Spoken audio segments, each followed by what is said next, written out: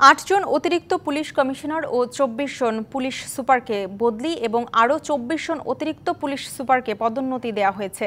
মঙ্গলবার স্বরাষ্ট্র মন্ত্রণালয়ের জননিরাপত্তা বিভাগ থেকে এ সংক্রান্ত ৩টি প্রজ্ঞাপন জারি করা হয়। ছাত্র জনতার আন্দোলনে শেখ হাসিনা সরকারের পতনের পর পুলিশের বিভিন্ন ইউনিটে বদলি ও রদবদল চলছে।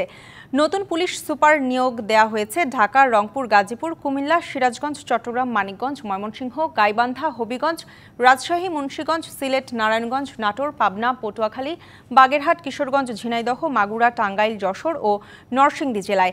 এছাড়া আরেক প্রজ্ঞাপনে ডিএমপির ৮ কর্মকর্তাকে পুলিশের বিভিন্ন শাখায় বদলি করা হয়েছে।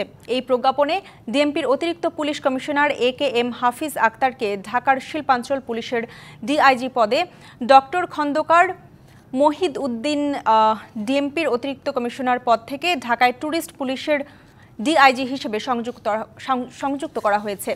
ডিএমপির অতিরিক্ত পুলিশ কমিশনার মুনিবুর রহমানকে ABPN হেডকোয়ার্টার্সকে ডিআইজির পদে পদায়ন করা হয়েছে।